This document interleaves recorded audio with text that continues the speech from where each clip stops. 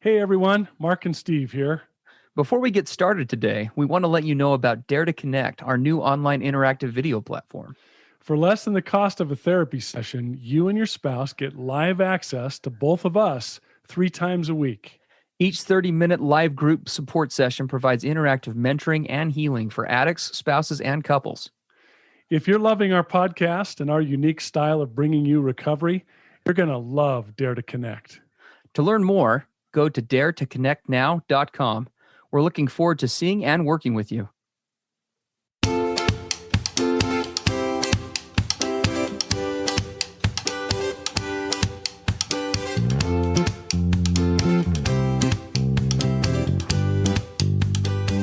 Hey everybody, I'm Steve Moore. And I'm Mark Castleman. We know the pain and heartbreak of porn and sex addiction. And we know the triumph of breaking completely free. Every day, we help our clients find hope and healing. Join us in the fight to take back your life, your marriage, and be stronger than ever. This is the PBSC Squared podcast.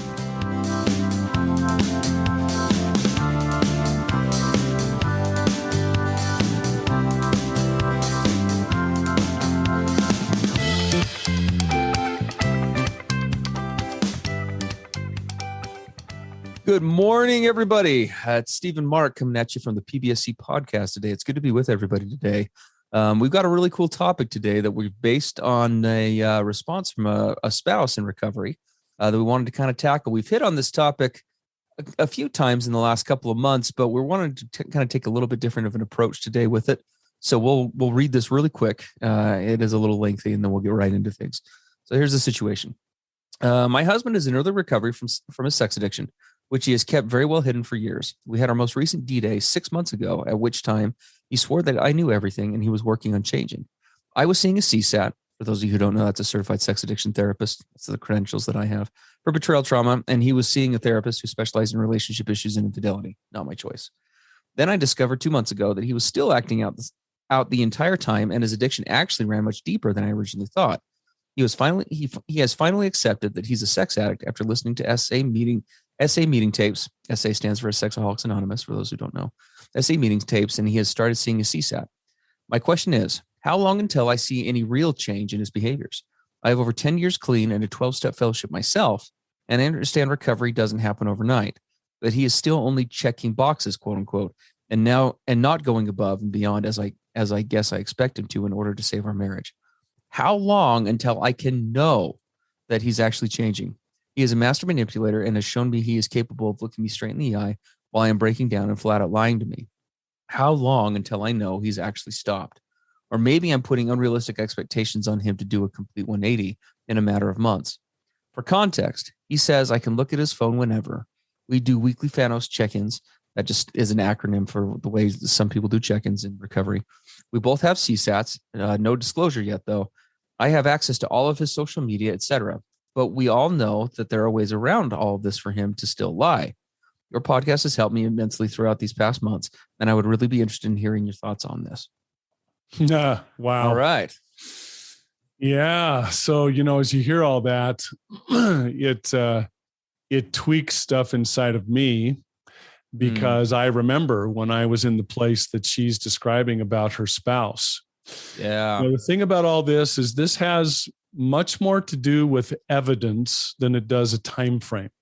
Yeah. Now, obviously, timelines are important, right? We do need to have some way to measure kind of how things are progressing, but they're only good to a certain point. Yes. I remember there was, and this is true for, Steve, you can comment on this, but I got to tell you, if I look back over the last 20 years of doing this, the number of guys that I could count who came to me and said, Mark, I've realized that my life is out of control and this has just got to stop. I'm totally serious. I'm in with with both feet.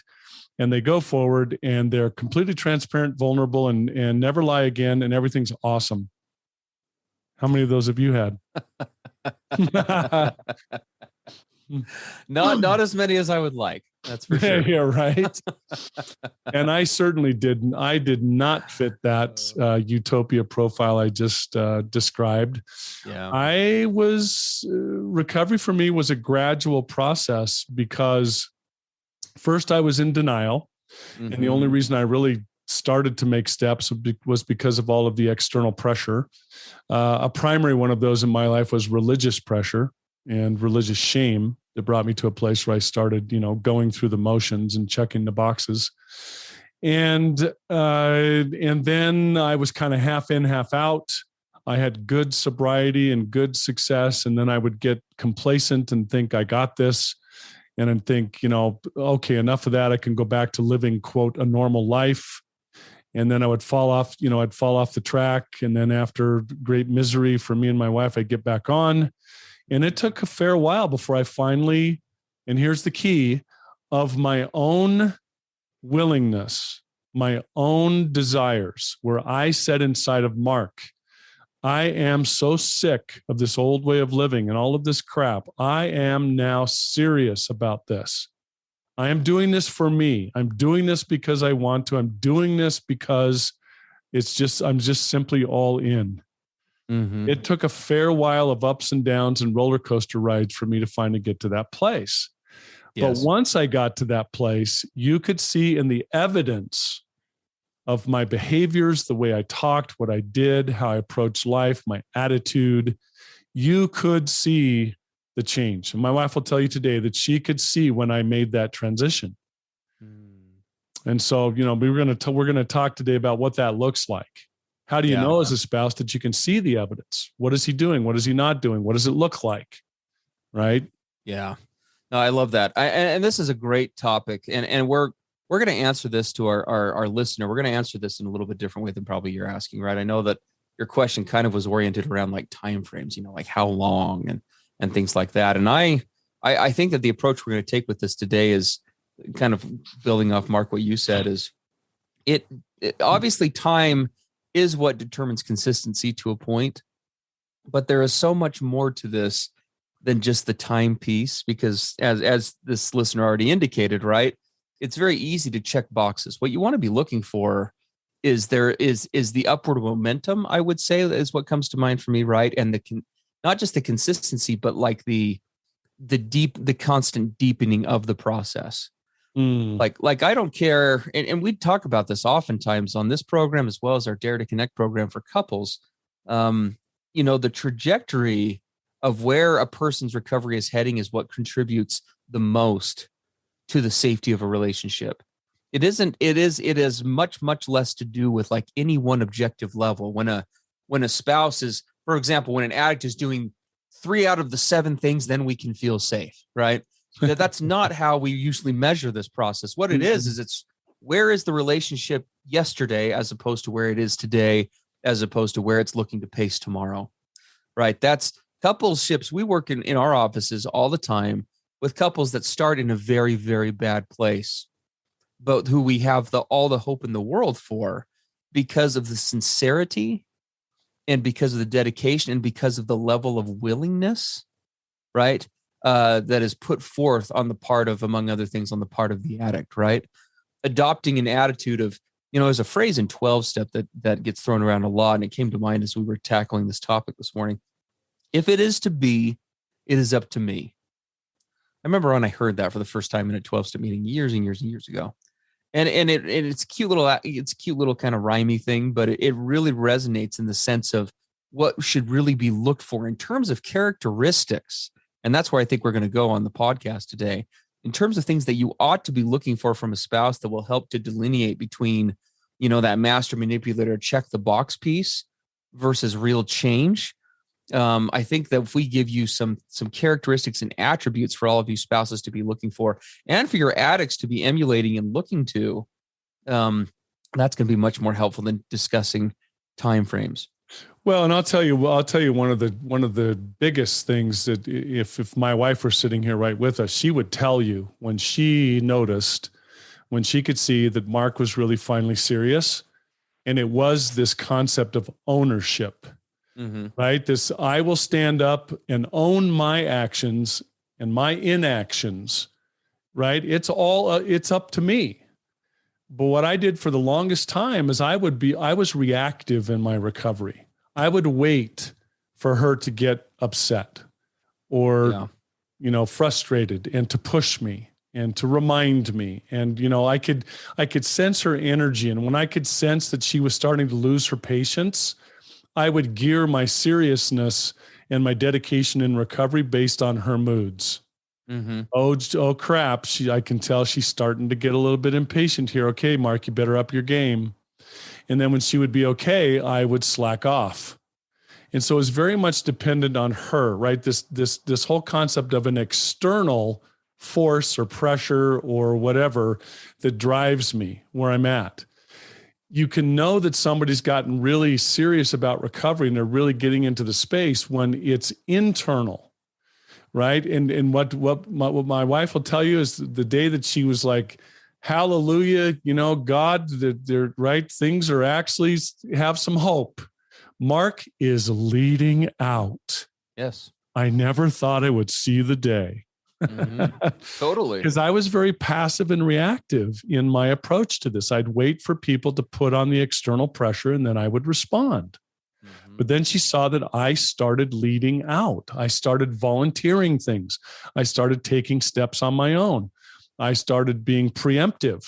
Hey, you know what? We're going to be at the beach on vacation next week. Can I talk to you about a plan for that? Because I feel really scared about being vulnerable when we get in that environment. Mm-hmm. Like, holy crap, did he just bring that up himself? So this whole concept of, is he starting to lead out? Is he being proactive, or are you still playing mommy or babysitter or policewoman or enforcer or reminder or what have you? Yeah, no, it's absolutely true. I mean, I think of this concept and what that looks like you, Mark. I mean, I think most of us, we do gradually kind of buy into this. It isn't an overnight process. And that's why I think staying away from timeframes is so important, because we recognize that, our listeners here, they have a wide spectrum of backgrounds that they come from. I'm working with a couple right now where we are on year 4, I believe, of therapy. Pretty intense, almost weekly therapy for the most part. And the gentleman that I'm working with, well, both partners to be fair, but the gentleman that I'm working with, the former addict, has actually been sober for quite some time, but comes from a household and a home where concepts like vulnerability and connectedness, anything having to do with really emotional presence, to be honest, was not only not modeled for him, but in its place was actually a lot of emotional abuse and manipulation. It was punished. Right? Oh yeah, it was punished. It was unsafe to be that way. Mm-hmm. And so working with him has been a really interesting experience. And he's not the first, nor will he be the last guy like this. I can resonate a lot with his position, but his progress has been very slow, and it has been picking up over the last year, especially in particularly the last couple of months. But I know that it was a long, frustrating process. And from an external standpoint, if you're not really, if we were looking at this from strictly a time frame, statistical place, one might be discouraged by his progress. But when you take into account his complete background and you look at the little changes that happen over time, that's what's given me hope as a therapist working with him to the point where he's at now, which is making awesome, amazing strides. He and his wife, they're doing incredible things. Well, you did say something important, though. It sounds like he's had sobriety for quite some time. He has. Absolutely. So he had sobriety actually before he ever even came to me. But he was sober before he even came to you. But see, here's the point: is the marriage was, even though he wasn't acting out. So in other words, the symptom was gone. The cancer, so to speak, was still very active. Right. All of the underpinning things were still happening, and the marriage was in a very, very bad place. And what has I want to make sure that, as we're expressing all this, I can just sense some of the spouses out there and the addicts, because I know my brain would have picked up on this. Oh, so Mark and Steve are saying time frames are really not important. And so if I continue to slip and relapse and, go up and down in that, and that kind of goes on for months and years, that's just to be expected. Oh yeah, no. Well, let's just nip that in the bud right now. No, that's not the case at all, right? Every situation is different, but and see, this is you gotta let me get to my punchline, Mark. See, this is the key part, right? Is this idea that what I've been able to observe as a therapist and what's kept me hopeful with him is has been his sincerity when he's been willing, right, to pick up and to utilize tools, even if he did a terrible job at using them, right? Doing his very best. I mean, I have seen multiple times in my office where I have given a guy tools to use, sometimes to the point like with a guy like this, I've given tools like this where we will actually put the steps of how to talk to your wife or how to make an amends to your wife like down on a card. Yeah. And I've had clients literally read that to their wives, right? Because this idea of how to make an amends or how to be accountable is so foreign to them. And I have seen spouses just break down in tears in response to that in a good way, not because he's doing a good job, but because he's just doing the very best he's doing his sincere best to change, right? It's that trajectory is moving upwards. He doesn't have the skill sets, but his willingness to get uncomfortable, his willingness to be vulnerable, his willingness to stretch into the unknown is incredible, right? There's this guy, handshaking, trying to read off this card and say the right amends for the first time, because it's just for some of you, this may be really hard to reference from. This is a very extreme case, but there are many people out there where, being able to practice accountability on this level is something that they should have been taught, when they were before 10 years old, and how to make amends and say, I'm sorry and apologize was never taught or modeled. To see a guy make that step for the first time is incredible.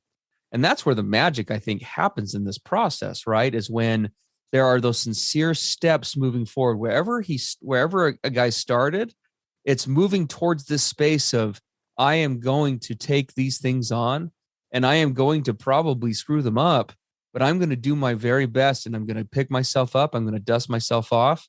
And like you said, Mark, I'm not going to be reactive in this process anymore. I'm going to take the lead and do my very best to lead out in this marriage and in my family to, one, own my actions or inactions, right? The causes that led up to them. I'm going to shoulder the emotional accountability for my acts of betrayal.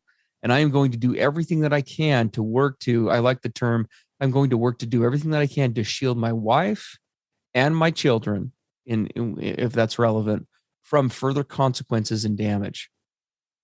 Right. Yeah. From that emotional acid rain that I've been really spreading on my family for however long. Yeah, because, I don't know where this guy that's being described here is at. There's a couple of possibilities. I mean, one possibility, and I can recognize it, is that he is, quote, doing all the right things. He's with a CSAT now. He's given open access of his phone to his wife, so he's an open book. She can check all of his social media. It appears that he's just saying, okay, I'm putting it all out on the table, and I'm no longer going to try to hide or manipulate or whatever. I hope that that's the case. I know for me, I was really good for a long time at, how would I describe it? Carefully setting the stage so that all of the actors were in place, all the props were where they needed to be, all the scenery was perfect. I wanted to make sure that anyone looking in on me would see exactly what they wanted to see. I was just crazy good at making it all look perfect. But boy, inside myself, I was not. My intention and my internal self was not at the place that the external props looked like I was. So I don't know which it is for this guy. I'm hoping that he's just finally saying, look, no more secrets, no more hiding. What you see is what you get, right? I'm opening myself fully. Well, yeah, I mean, in that particular case, it's been a long time coming just to even recognize what feelings were, right, and what was being concealed. It is a pretty extreme case, but But the point I'm trying to make with it, right, has less to do with the single case. It has much more to do just with this overall trajectory, right? It's this idea, because that is what if we're going back to the original question here by our poster, it's how do I know I can trust him when you see him consistently leading into the pain. I mean, really, if we were to simplify this as much as possible, when you see him work into the uncomfortable and sincerely making changes, and if he messes up, he immediately takes ownership of it and does something different the next day, right? If he has a relapse, for example, he does something more than just, well, I'll just do better next time, right? He comes up with a plan and he presents it to you, and he's reaching out to a sponsor, and he's gotten in with a good therapist, right? Who's giving good feedback, and he's making every effort to really make that change. It comes back so much to this proactivity that you mentioned, right? Of I'm done living my recovery in this reactive, reparative, damage control state. I'm done doing damage control, and I'm now working to build, right? I'm working to build something, not to manage the chaos or manage the damage or manage the hard, but I'm working to build the good and the positive and the safe, right? I'm looking to either repair and recreate, or in many cases, for a lot of these couples, for a lot of you listening, I'm looking to create that space maybe for the first time. And I think that for me, that's where I think the rubber meets the road on a topic like this. I think I bring up this example because he would not fit that typical maybe trajectory molded recovery, but I am so glad that he and his spouse have not given up on the process, because for him, and for probably a lot of guys out there to some degree or another, really recovering is in many ways means bringing out the authentic self for a lot of these guys, in some cases for the first time. Yeah, absolutely. Right. It isn't just recovery is almost a misnomer, because in many ways it's a covery. I don't know what you'd call it. It's not a recovery. You're not recovering something. You're developing something that never existed. It was never there, right? Yeah, and what you're describing, and maybe if guys are listening, and even spouses, there's you can just sense a kind of a humility. Yes, it's where a guy he kind of comes broken. He's just kind of broken and open, and he just says, I'm so sick and tired of trying to do this my way, the manipulations and the strategizing and the covering and the looking good and checking boxes and saying what you want to hear. I'm so done with all that. I'm just a broken man coming to you with just willingness. Yeah. And you can feel that. You can sense when a guy's gotten to that place, because again, he becomes just totally willing. You can feel the willingness and the openness, right? And the vulnerability. I'm scared to death that I'm just going to keep betraying you. I don't know if I can overcome this, but I want you to know I'm going to give it everything, right? Do whatever it takes. And then he shows that he's willing to do that by the behaviors he's engaging in on a daily basis. Right. He goes to his 12-step meetings. You know that he's having phone calls daily with his sponsor, right? You can see that he's carrying out the assignments that were given him by his CSAT, right? He's leading out. Even if that's not working, right? If that's not working, then he's proactively changing it, right? And saying, hey, this just isn't resonating anymore. I'm going to do that. I mean, just to give, like you said, for those men who are listening to this podcast, we hope that you're doing the smart thing and tuning into it.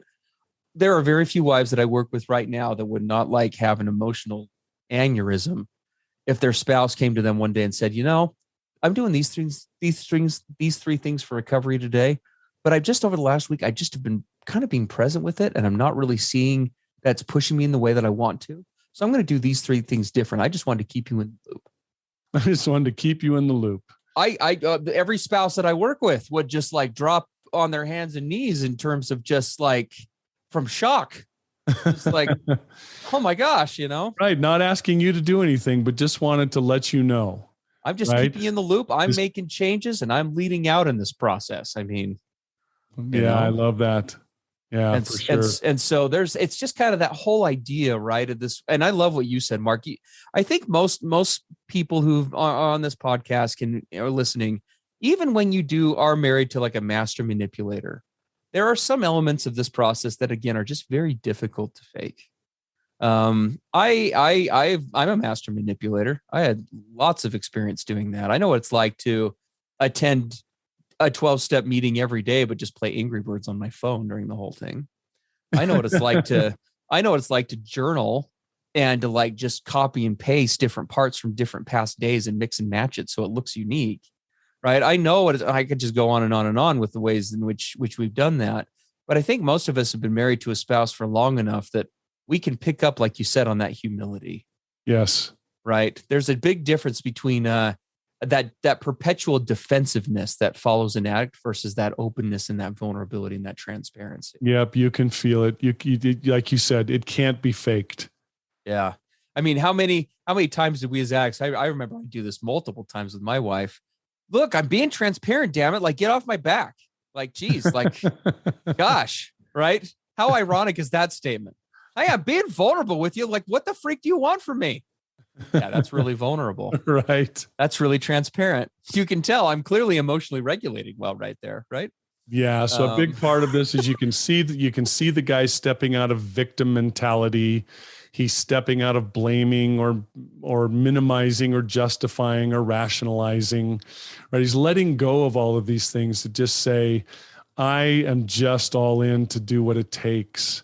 And he's not placing the burden any longer on his spouse. He's taking the big backpack of boulders and saying, sweetheart, I'll carry this. Yes. I'm ready to carry this load up the hill. Mm-hmm. You just sense it. You can just, and it isn't, and look, guys, this doesn't mean perfection. It means progress. You may finally take that backpack and carry it genuinely for real, and you stumble and fall on your freaking face, and your knees are bloodied and your face is bloodied, and you're like, gal, I'm not doing this very well, but I'm trying. I'm trying, and I'm not going to stop trying. Yes. That's what it's about. Absolutely. Well, we could obviously pontificate on this all day. Tell we're passionate about this one. but that's where I think hopefully you spouses take that from today, right? It's all about connecting in that way, and then also, of course, we can't emphasize this enough. It's important that you're doing your own work too, so that you can recognize that vulnerability and that transparency when it happens. Because obviously, your own betrayal, if it's unregulated and if you're not addressing it, makes this very hard. Right, to be able to determine you need to be doing that work, not to fix him. We need to take all the effort off of fixing him and put it into working on yourself, right? So that you can be present and engaged and connected and have enough of an awareness and presence to be able to not let that trauma come in and interfere with that ability to read those things. So, right. Good point. Yeah. At any rate. So yeah, I think that would be the, for all the guys listening out there, I think that would be the assignment, right? To take kind of the substance of this is, what is one way that I can take this to a proactive level? I've got to really, you want to have, obviously there are so many factors involved. Again, this time piece is so hard to evaluate, but I think that would be the homework is every guy listening to this ought to be eliminating the reactive component to this. That part one should be able to stamp out, I think, fairly quickly, or begin to work on pretty quickly, right? If you're really sincere about recovery, then it really it's pretty simple, guys. You're going to be leading out and moving on it on your own accord. And if you struggle to find the motivation because of lack of self-worth or confidence, we're not insensitive to those things, then you need to immediately own those things and be proactive in those. But it no longer can be an excuse just to say, well, I just don't see myself as worth enough. So we've got to break out of that cycle on some level, guys. You have to start where you're at. It's not to minimize those or say those aren't important, but that's the next step, right? Is at least at a bare minimum, eliminating that victimness wherever it is and saying, I'm going to shoulder this thing, and I don't even know how to shoulder it yet. I'm just going to do my very best starting today and keep making consistent progress. So. Yep. Love it. All right, everybody. Thanks for being on PBSC today with us, and we'll look forward to our next session. Yep. Awesome. Have a great day, everybody. Everything expressed on the PBSC podcast are the opinions of the hosts and the participants and is for informational and educational purposes only. This podcast should not be considered mental health therapy or as a substitute thereof. It is strongly recommended that you seek out the clinical guidance of an individual qualified mental health professional. If you're experiencing thoughts of suicide, self-harm, or a desire to harm others, please dial 911 or go to your nearest emergency room.